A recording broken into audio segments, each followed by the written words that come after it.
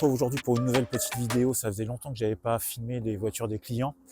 Alors je sais que ça peut être un peu répétitif, mais ça fait plaisir aussi aux clients de voir leur véhicule passer sur ma chaîne, donc je me gêne pas pour le faire.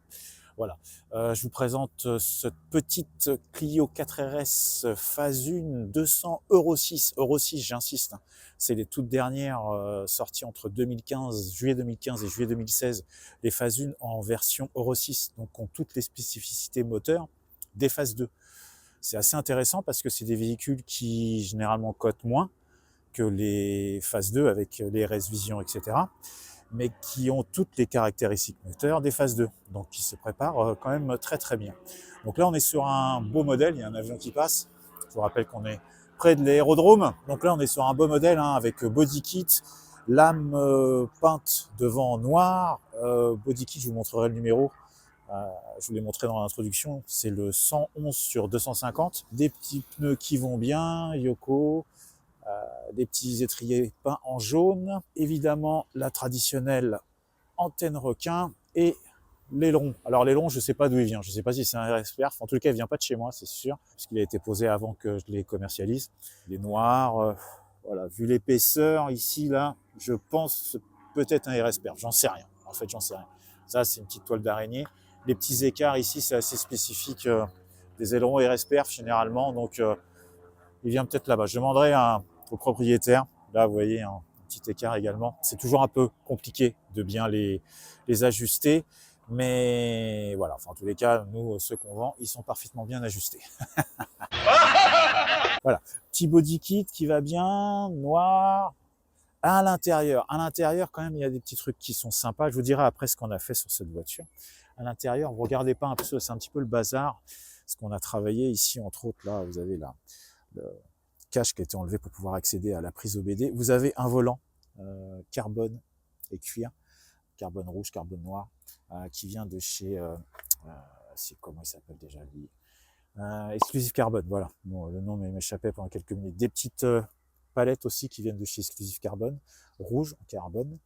Les petits aérateurs qui doivent venir du même endroit. À l'intérieur aussi, vous avez la console qui est en carbone. Bien évidemment, on a réajusté de notre côté le RS Monitor aux valeurs du stage qu'on a fait. Sur ce véhicule, qu'est-ce qu'on a fait? On a fait un stage 3 éthanol E85. Donc sur le véhicule, en termes de pièces, vous allez y retrouver la pompe basse pression de chez Restune. Vous allez y retrouver les injecteurs de Mégane 4RS. Vous avez un Decata de chez GT Perf, un échangeur Wagner, il me semble, je ne me trompe pas. Oui, c'est un Wagner. Une boîte à air ITG, je vais ouvrir le comportement moteur, je vais vous montrer tout ça.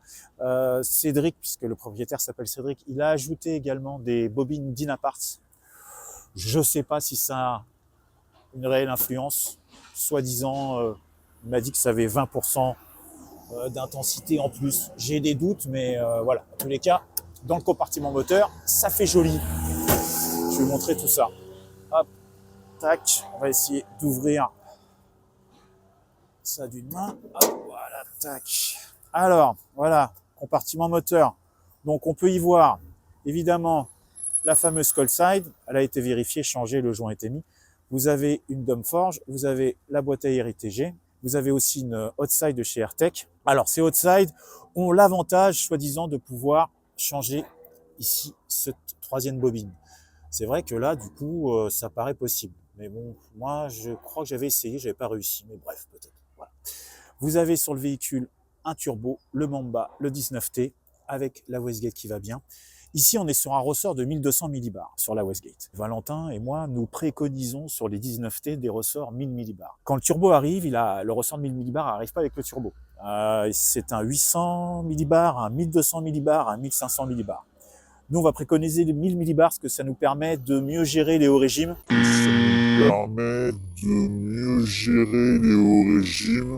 Pauvre andouille. Et la pression turbo à haut régime. On va y revenir un peu après sur les difficultés relatives qu'on a rencontrées pour régler cette voiture. Donc sur celle-ci, on est sur un ressort à 1200 millibars. Voilà, on va privilégier le 1000 millibars. Donc s'il vous plaît, si vous venez chez nous, que vous prenez un turbo 19T ou un 21T, mais on préconise quand même le 19T, prenez un ressort 1000 millibars. Voilà, ça sera mieux. Le montage de ce turbo a été effectué par l'équipe d'Arnaud, d'Autosport Evolution. En l'occurrence, c'est David qui a travaillé dessus. Donc, montage du turbo, tout a été changé, les joints métalliques. Le joint ici aussi a été changé de la cold side parce qu'on avait un doute dessus. On l'a dégagé, on l'a changé. Voilà, donc il a monté ça dans les règles de l'art et tout va bien de ce côté-là. Les difficultés que nous avons rencontrées à régler cette voiture. Alors, il faut savoir que quand on arrive sur des puissances de stage 3, où on va frôler les 300 chevaux, voire les dépasser pour certaines, on arrive dans des limites de pression turbo qui sont pas non plus extraordinaires. Sur celle-ci, je crois qu'on est à 1 bar 3. C'est pas non plus, ça va pas non plus chercher très très loin. Sur la mienne, par exemple, on est à 1 bar 2, mais on est sur des puissances qui ont été minorées. On est sur un petit stage 3 sur la mienne. Je vous invite à aller regarder la vidéo à ce sujet pour voir un peu plus. Mais bref, on va revenir en l'occurrence sur celle-ci, donc sur un stage 3 avec 1 bar 3. On arrive à la limite de la pompe HP. Alors, il faut savoir que quand les pompes HP sont en parfaite forme, ça passe bien. On arrive à garder une pression carburant stable, malgré une pression turbo assez élevée à haut régime. En l'occurrence, sur celle-ci, on a rencontré quelques difficultés. Alors, tout d'abord, avec ce ressort qui était un peu trop dur et qui libérait, enfin, en tous les cas, coupait l'alimentation du turbo un petit peu trop tard à notre goût. Donc, il a fallu jouer un petit peu aussi là-dessus avec l'électrovanne. Et puis, au niveau de la pression carburant délivrée par la pompe HP qui est juste derrière ici, là, derrière ce bloc de mousse, là, vous avez la pompe HP, et ben on était un peu limite. On se retrouvait avec des pressions carburant qui chutaient. Donc, ce qu'il a fallu faire, c'était baisser un petit peu la pression turbo à haut régime. On souffle à 1 bar 3 et arriver très haut dans les tours, là-haut à 6005, 6002, 6005, on baisse un petit peu la pression pour pouvoir soulager la pompe HP et avoir toujours une bonne pression carburant. Et alors, c'est pas un véhicule qui est voué à faire de la piste, donc ce qui nous a permis aussi de jouer un petit peu sur les valeurs lambda et donc la FR et d'appauvrir légèrement le mélange. Alors attention, quand je dis appauvrir le mélange, on reste tout à fait dans des valeurs acceptables et fiables. C'est très important. On va jamais vous laisser un véhicule tourner trop pauvre pour avoir des problèmes de fiabilité ensuite. On reste dans des choses acceptables. Donc on baisse légèrement la pression turbo, on augmente un petit peu, enfin on baisse un petit peu la richesse de manière à pouvoir soulager la pompe HP. Okay, voilà, ça nous a permis, nous, d'arriver quand même à délivrer 300 chevaux sur ce véhicule. On a eu un petit peu de mal, on a tourné aux alentours des 285, 290, et puis à force de passer des cartos, on arrive à 300, on est tout juste à 300 chevaux et 365, 70 Nm de couple, je crois, 365 sur quelque chose. Donc on est sur pas un petit stage 3, mais voilà, c'est une pompe HP, le véhicule a 100 000 km, elle est en stage 2 ou 85 depuis bientôt plus d'1 an et demi, elle était passée chez nous. Sa pompe HP peut-être commence un petit peu à montrer quelques petits signes de faiblesse, donc il faudra envisager de la changer. Et si possible, mettre un ressort à 1000 millibars, ce qui nous permettrait, nous, de pouvoir régler plus facilement les hauts régimes. Vous avez ici, donc j'ai fait le tour, vous avez ici un vase d'expansion AirTech. Bon, ça change pas grand-chose, mais c'est pour le look. La petite boîte à air ITG qui a été montée récemment. Ah, je vais vous parler des bobines d'Inaparts. Ok, on les reconnaît, elles sont de couleur rouge. Voilà, je vous disais, je ne sais pas si ça apporte grand-chose. La petite languette qui va bien, la lame peinte en noir. Vous avez dû le voir tout à l'heure quand on a fait le tour de la voiture, mais vous avez également un diffuseur qui est peint en noir. Alors évidemment, la plaque sera cachée. Vous avez une petite toile d'araignée là qui traîne là. Elle a réussi à tenir malgré mes logs. Voilà. Je vous ferai une petite vue intérieure pour que vous entendiez comme elle est D4 full tube, ça chante un petit peu. Allez, je vous fais une petite vidéo de l'intérieur pour vous faire profiter de l'ambiance sonore du véhicule qui est assez présente. Je vais rouler avec une fenêtre ouverte, comme ça vous vous en rendrez un peu mieux compte. Alors là, je suis en mode normal, hein, donc vous voyez déjà.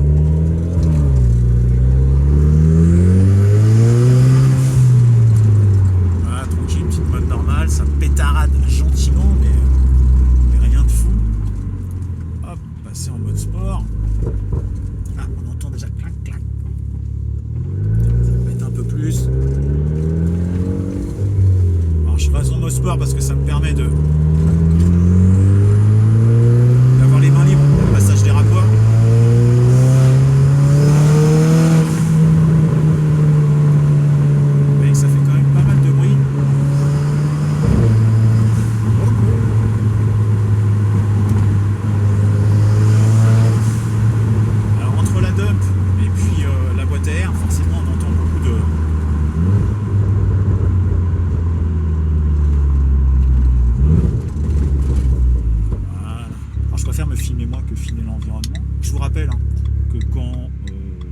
je roule et que je fais mes logs, je les fais en toute sécurité. Voilà. Dans les endroits où il n'y a personne. Enfin, en tous les cas, je choisis le moment où il n'y a personne. Et quand je roule là, je respecte les limitations de vitesse. Là, c'est limité à 30. Et ben, je suis à 30. Voilà. Et tac, 32. Donc, pas de souci de ce côté-là.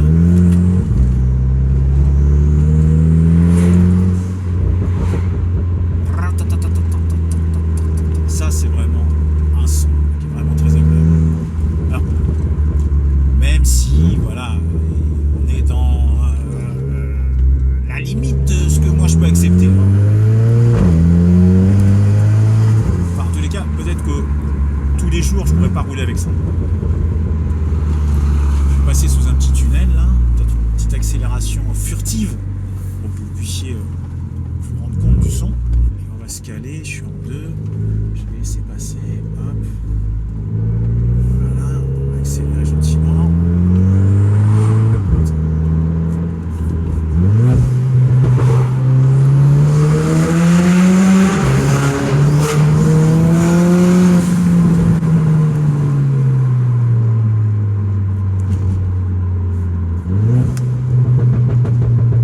Il n'y a pas de pop dessus, on n'a pas fait de pop and bang, c'est le son d'origine. Alors j'aime beaucoup ces 19T, je le dis, je le redis, ils chargent plus tôt que le 21. 21 est une espèce de latence là jusqu'à 3500-4000 tours, il se passe pas grand chose. Alors c'est vrai qu'après ça envoie du bois, mais là avec le 19T ça part tout de suite. Et franchement c'est super agréable, quoi. Je vais vous faire encore écouter 2-3 fois le son. J'ai eu des petits retours et je le comprends, c'est des vidéos qui sont assez répétitives. Je fais toujours un peu le même style. Mais comme je vous le disais en début de vidéo, les clients aiment bien, quoi. Et c'est vrai que moi aussi je prends plaisir à présenter la voiture des clients et le travail qu'on effectue sur les voitures. Quand je serai chez GLB, j'essaierai de filmer un petit peu. GLB va certainement filmer beaucoup, lui de son côté. Et je suis en discussion sur un projet au mois de juillet de me rendre chez un client en Normandie pour pouvoir préparer sa voiture. Et ça pourrait être sympa aussi de le filmer, de vous présenter un petit peu comment ça se passe, puisque voilà, c'est des choses que je peux être amené à faire, me déplacer pour aller reprogrammer vos voitures. Alors, c'est toujours un peu compliqué à organiser parce que évidemment financièrement, faut prendre en charge le déplacement pour vous. Et puis, faut avoir des lieux où on peut travailler sereinement sur les voitures. Et puis après, si jamais il y a de la SAV, là, il faudra vous déplacer en région parisienne. Je ne pourrais pas faire des allers-retours tous les 4 matins au cas où. Mais ça peut être... en tous les cas, le client, lui, souhaite que ça se passe comme ça. Ça va être un stage 3 d'ailleurs.